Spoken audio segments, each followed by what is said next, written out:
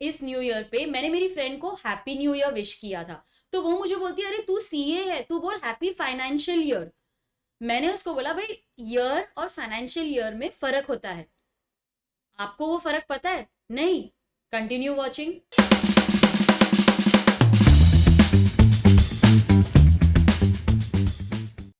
अगर मैं सिर्फ ईयर की बात करूं, ठीक है, ये ईयर लिखा है मैंने, तो ईयर क्या होता है?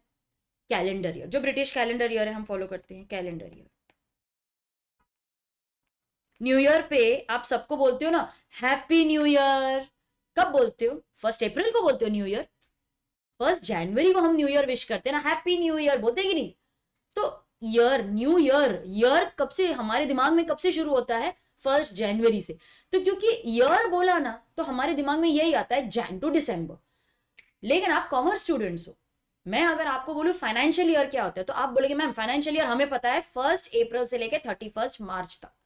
तो अभी फाइनेंशियल ईयर अगर मैं ऐसी एग्जांपल के तौर पे लूं, तो 1 अप्रैल 2022 से लेके 31 मार्च 2023 तक, that is my financial year. तो जब ईयर की बात की जाती है that is the calendar year, और जब फाइनेंशियल ईयर की बात की जाती है दैट बिगिंस फ्रॉम 1 अप्रैल, हर कॉमर्स स्टूडेंट को ये तो पता ही होगा, and it ends on 31 March. ठीक है, तो this is my financial year. In relation to a company और अ बॉडी कॉर्पोरेट, अच्छा कभी कभार लिखते हैं in relation to a company, अब लिखा है in relation to a company और अ बॉडी कॉर्पोरेट। हमने पढ़ा था meaning and difference between company and body corporate, याद है कि नहीं? ठीक है, तो in relation to a company और अ बॉडी कॉर्पोरेट,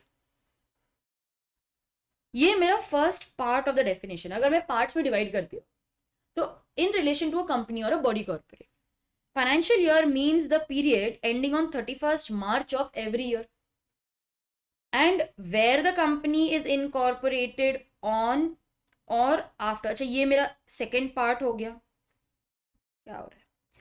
तो सेकेंड पार्ट हो गया। Third part, where the company is incorporated on or after 1st day of January of a year. अब यहां पर ईयर यूज किया है, कैलेंडर ईयर।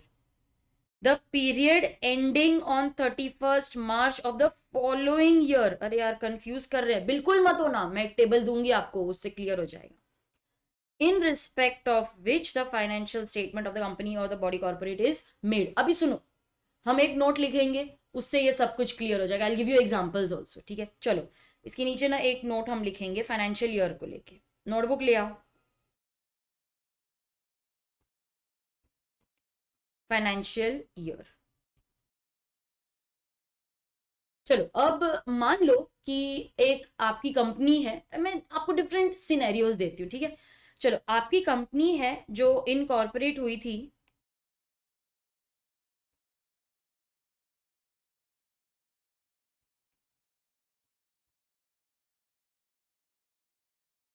2 मई 2022, ठीक है? तो आपकी कंपनी है जो इनकॉर्पोरेट हुई थी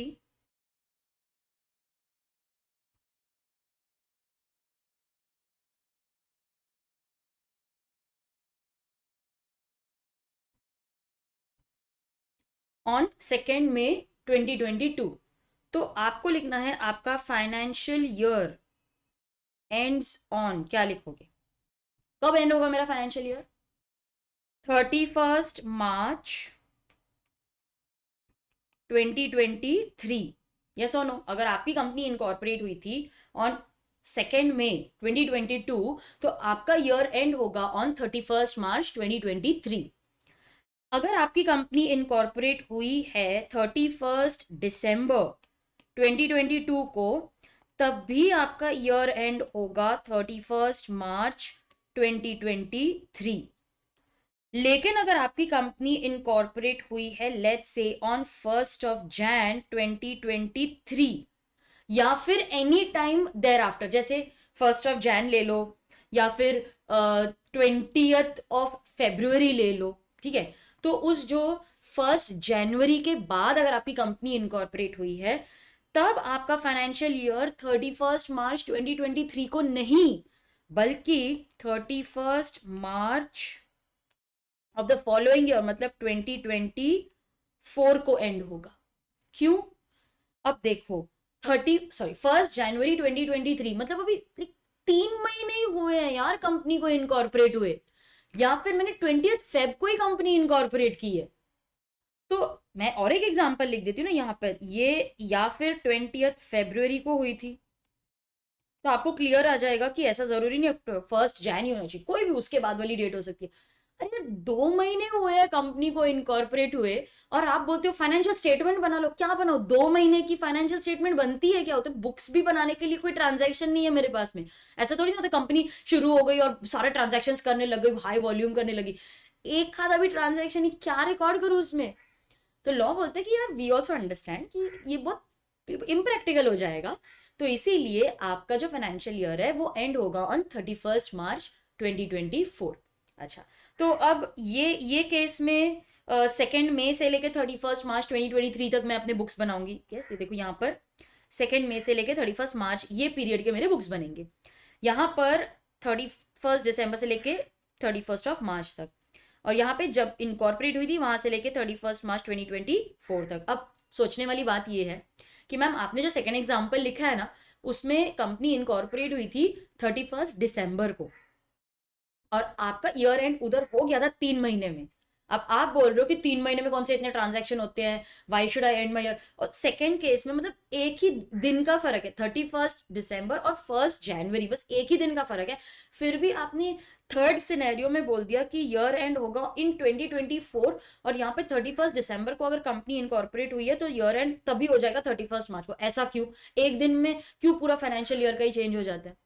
देखो अब I can't have different solutions for different companies ना। अब आपकी एक कंपनी है जो बोलती है नहीं भले ही मैं 1 जनवरी को इनकॉर्पोरेट, मुझे तो 31 मार्च 2023 को ही मेरे अकाउंट्स एंड करने हैं। या दूसरी कंपनी बोलती है नहीं नहीं 3 महीने में क्या अकाउंटिंग होगी, मेरे को तो 31 मार्च 2024 में करना है। We can't have different rules ना। तो इसीलिए लॉ ने सबके लिए एक स्टैंडर्ड रूल बना लिया, और कोई कंफ्यूजन नहीं होना चाहिए, कोई कंफ्यूजन नहीं होना चाहिए। तुम लोग मेरे पास बार बार क्वेश्चन पूछने मत आओ। ये सब अवॉइड करने के लिए हमने बोला कि देखो भाई, अगर तुम 2022 में इनकॉर्पोरेट हो गए हो, ठीक है, उस साल में इनकॉर्पोरेट हो गए हो, तो अगले साल 31 मार्च 2023 को तुम्हारा ईयर एंड हो जाएगा। लेकिन तुमने अपना ईयर ही चेंज कर दिया, तुम तो इनकॉर्पोरेट हुए हो 1 जनवरी 2023 को, तो फिर in that case your year will and on 31 मार्च 2024। कोई कंफ्यूजन नहीं चाहिए मुझे। तो लॉ बहुत ही क्लियर है, 22 में इनकॉर्पोरेट हुए थे तो 31 मार्च को आपका ईयर एंड हो जाएगा। आपने अगले साल में 1 जनवरी को कर दिया, तो उस साल में अभी 3 महीने में क्या करोगे? तो फिर और टाइम ले लो। तो कहना है इसे, अगर मेरी कंपनी 1 जनवरी 2023 को इनकॉर्पोरेट हुई है, मेरा ईयर एंड होता है 31 मार्च 2024, तो देखा जाए तो हम 15 मंथ्स के लिए अपना अकाउंट्स प्रिपेयर करेंगे। यस, 3 महीने अभी के और नेक्स्ट जो मेरा 12 मंथ्स का पीरियड है, तो मेरे फाइनेंशियल्स, ये तो सिर्फ फर्स्ट ईयर के लिए ही होगा ना, बाद में ऐसा नहीं होगा। यू कैन नॉट से भाई अभी से लेके मेरा फाइनेंशियल ईयर 15 महीने का होगा, ऐसा नहीं है। ये तो सिर्फ फर्स्ट ईयर की बात हो रही है, और फर्स्ट में भी मैक्सिमम टाइम आपको हम 15 मंथ्स का ही देते हैं, ठीक है। मैक्सिमम हम आपका फाइनेंशियल ईयर 15 मंथ्स तक ही जाने देते, उससे ज्यादा हम जाने ही नहीं देते। मैक्सिमम यही पीरियड होगा ना। अच्छा, मेरी कंपनी इनकॉर्पोरेट हुई थी 31 दिसंबर, तो कर दिया ना मैंने आपको, 3 महीने में ही आपका फाइनेंशियल ईयर क्लोज कर दिया ना। मैक्सिमम मैं आपको जाने देती हूँ 15 मंथ्स तक, उससे ज्यादा नहीं। ऐसे नहीं होगा कि मैं 18 महीने के अकाउंट साथ में बनाऊँ, ये पॉसिबल नहीं है। अच्छा, ये हो गई मेरे पहले साल की कहानी। हर साल मुझे 15 महीने नहीं मिलेंगे। तो जब सब्सिक्वेंट की मैं बात करूं, तो इसका सब्सिक्वेंट फाइनेंशियल ईयर कब होगा अभी बता। ये जो कंपनी थी विच वॉज इनकॉर्पोरेटेड ऑन 1 जनवरी 2023, इसका जो मेरा फर्स्ट फाइनेंशियल ईयर है, ठीक है, first financial year ended on 31 मार्च 2024, तो फिर इसका सब्सिक्वेंट कब एंड होगा? Subsequent that is second financial year, मैं ये इरेज कर दूं, ये मुझे कंफ्यूज कर रहा है। My second financial year will end on 31 March 2025 and so on. फिर तो मुझे 12 मंथ्स का ही टाइम मिलेगा, ठीक है। तो यहाँ पर ये सिर्फ हमारे नॉलेज के लिए है, 15 मंथ्स का हो गया मेरा फाइनेंशियल ईयर। उसके बाद में मेरा 12 मंथ्स का जो रेगुलर साइकिल है वो शुरू हो जाएगा। तो ये है स्टूडेंट्स फाइनेंशियल ईयर की कहानी। आपको चाहिए तो आप वीडियो पॉज करके ये लिख सकते हो। डन। अच्छा, चलो मुझे ना यहाँ पर पहले वो टेक्स्ट बुक में से रीड करना है, फिर वो प्रोवाइजो पढ़ती हूँ आपके लिए। In relation to any company और a body corporate, financial year means the year ending on 31st March every year, ये मैंने सेकेंड पार्ट बना लिया। Where it has been incorporated on or after 1st January, then the period year ending on 31st March of the next year in respect of the financials are made। ये मेरा पूरा अच्छे से मैंने आपको chart format में दे दिया। Proviso पढ़ लेते हैं। वेर अ कंपनी और अ बॉडी कॉर्पोरेट, यहां पर भी उन्होंने वही फॉलो किया है। वेर अ कंपनी और a body corporate which is a holding और सब्सिडरी और associate of a company incorporated outside India. अभी ये बिना एग्जाम्पल के तो ये समझेगा ही नहीं, तो प्रोसीड करने से पहले बस इतनी इंफॉर्मेशन से रिलेटेड एक एग्जाम्पल कर लेते हैं। पेप्सिको, ये बहुत ही फेमस कंपनी है, पेप्सिको इंक। ये एक कंपनी है, is a company incorporated outside India. ये एक बॉडी कॉर्पोरेट हुई, याद है हमने पढ़ा था। तो पेप्सिको ये एक बॉडी कॉर्पोरेट है, it is incorporated outside India, लेकिन इसी की एक इंडियन सब्सिडियरी है। क्यों? क्योंकि इंडिया में वो अच्छा बिजनेस कर रही है ना, तो बिजनेस करने के लिए इट इज बेटर कि वो सब्सिडरी के थ्रू करे। ग्लोबल कंपनी है ये, तो उन्होंने एक सब्सिडरी बनाई है, पेप्सिको इंडिया होल्डिंग्स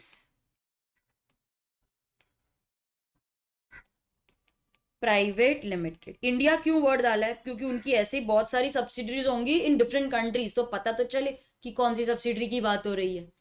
तो PepsiCo India Holdings Private limited ये उसकी एक सब्सिडरी है। अच्छा, पेप्सिको इंडिया जो है ये रजिस्टर्ड इन इंडिया है, इसका रजिस्टर्ड ऑफिस भी इंडिया में ही है। So this will be considered as a company under section 2 clause 20। तो क्योंकि ये कंपनी है as per hour companies act 2013, ये तो फॉरेन नहीं बोलूंगी, मैं बोलूंगी कंपनी इनकॉर्पोरेटेड आउटसाइड इंडिया। ये तो हमारे कंपनीज एक्ट में कवर्ड ही नहीं है, लेकिन हाँ उसकी जो इंडियन सब्सिडरी है वो तो कंपनी मानी जाएगी।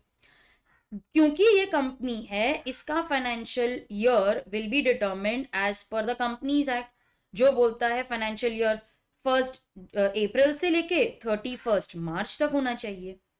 अब सुनो ट्विस्ट कहां पर आएगा। ये जो पेरेंट कंपनी है ये फॉलो करती है कैलेंडर ईयर, मान लो। क्यों? क्योंकि उसकी उनका लॉ अलाउ करता है ना, तो ये फॉलो करते हैं कैलेंडर ईयर जो है 1 Jan से लेके 31 March तक।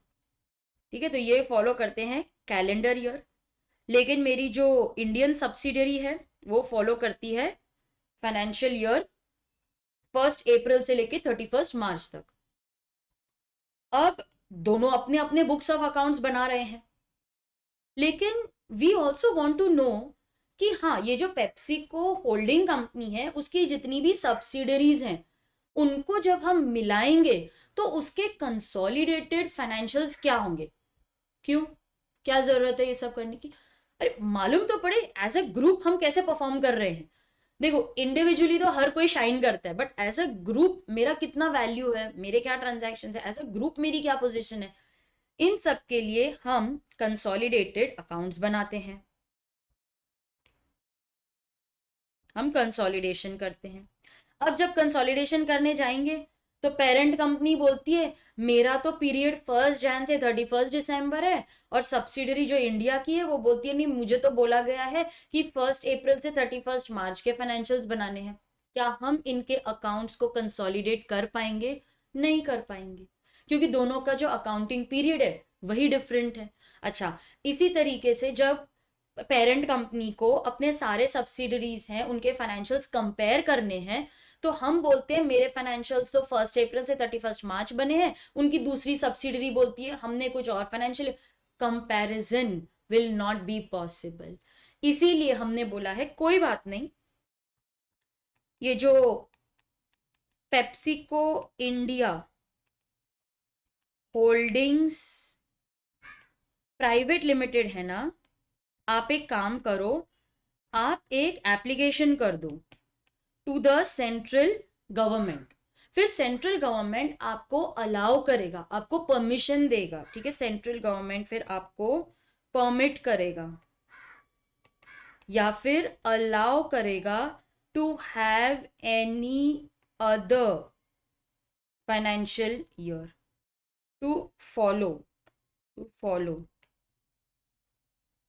अब यहां पर मैं बोलती हूँ एनी अदर फाइनेंशियल ईयर, फिर ऐसा कंपलसरी नहीं है कि आप कैलेंडर ईयर ही फॉलो करो। अब इतनी लिबर्टी दे रहे हैं तो भाई तेरी मर्जी है, अभी देखो 1 अप्रैल से 31 मार्च नहीं फॉलो करना है ना, तो तू कोई भी फाइनेंशियल ईयर फॉलो कर दे, अभी उसमें हम कुछ नहीं बोल सकते, because it is good for consolidation, it is good for your business, तो हम इतना रिजिड नहीं होना चाहते। अब मेरी एक कंपनी है जो इंडिया में ही इनकॉर्पोरेट हुई थी, उसकी कोई पेरेंट कंपनी नहीं है, कुछ भी नहीं है, तो उन्होंने देखा अरे यार पेप्सी को कैसे अलाउ कर दिया इन्होंने कैलेंडर ईयर, मुझे भी वही करना है, मैं भी कर सकती हूँ, नहीं मैं नहीं कर सकती। क्यों? क्योंकि ये जो ऑप्शन है ये तभी अवेलेबल होगा जब मेरी एक कंपनी इनकॉर्पोरेटेड आउटसाइड है, उसकी सब्सिडरी या होल्डिंग या कोई कंपनी यहाँ पर है, और फिर उनके बुक्स जब हमको कंसोलिडेट करना है, प्रॉब्लम आ रही है, तो बस उन्हीं को ये ऑप्शन दिया जाएगा। आपकी और मेरी कंपनी जो ये सिनेरियो में फॉल ही नहीं करती, उन्हें ये सब चेंज करने की परमिशन नहीं मिलेगी, ठीक है। तो ये फिर आप देख लो आपको लिखना है कि नहीं, देन वी विल कंटिन्यू। ये देखो यहाँ पर ये वाला नोट है और इधर ये है, आई जस्ट वेट, आपको कुछ लिखना है तो लिख लो। डन। चलो ये वीडियो कभी भी पॉज करके नोट्स बना लो, बिकॉज यही नोट्स आपको बाद में काम आएंगे। हो गया ना लिख के? ठीक है, अभी रीड कर लेते हैं, अभी अच्छे से समझ में आ जाएगा आपको। provided where a company or body corporate which is a holding or a subsidiary or an associate of a company incorporated outside India। रुको, मैंने क्या एग्जांपल्स दिए वो देखो। मैं कौन हूं? मैंने आपको सब्सिडरी का एग्जांपल दिया, आप कोई भी हो सकते हो, आप होल्डिंग भी हो सकते हो of a company incorporate outside India, ठीक है। मैंने एग्जांपल लिया था सब्सिडरी का, मेरी सब्सिडरी थी पेप्सिको इंडिया, मैं थोड़ा शॉर्ट में लिख रही हूँ, होल्डिंग्स प्राइवेट लिमिटेड, ठीक है। I am a subsidiary of a company incorporated outside India, that is PepsiCo Inc. And is required to follow a different financial year for consolidation। हम consolidation word को highlight करेंगे, ये मेरा keyword है। It is required to follow, तो PepsiCo India holding is required to follow a different financial year for consolidation of its accounts outside India, क्योंकि मुझे मेरे अकाउंट्स आउटसाइड इंडिया कंसोलिडेट करने हैं। Then the central government may on an application made by that company, अभी ये that मतलब कौन सी company, किसको एप्लीकेशन करनी है? PepsiCo India Holdings Private Limited, इसको एप्लीकेशन करनी पड़ेगी। Okay, so then they will have to apply, दिख रहा है ना, on an application made by that company or body corporate in such form and manner, वो भूल जाओ, allow any period as its financial year whether or not that period is a year। फिर अभी इतनी लिबर्टी दे रहे हैं तो भाई तू देख ले, भाई देखो क्या करना है, वो ईयर लेना है जैन टू दिसंबर या आपको फेब्रुअरी टू जनवरी लेना है, वो आपकी मर्जी है। फिर वो ईयर है नहीं है वो हमको नहीं पता, अभी पूरी लिबर्टी दे दी है आपको फिर हमने, ठीक है। तो ये थी मेरी डेफिनेशन ऑफ फाइनेंशियल ईयर। तो आई होप कि आपको अब ईयर और फाइनेंशियल ईयर का डिफरेंस अच्छे से समझ में आ गया होगा। Subscribe for more videos and also follow me on Instagram for law concepts.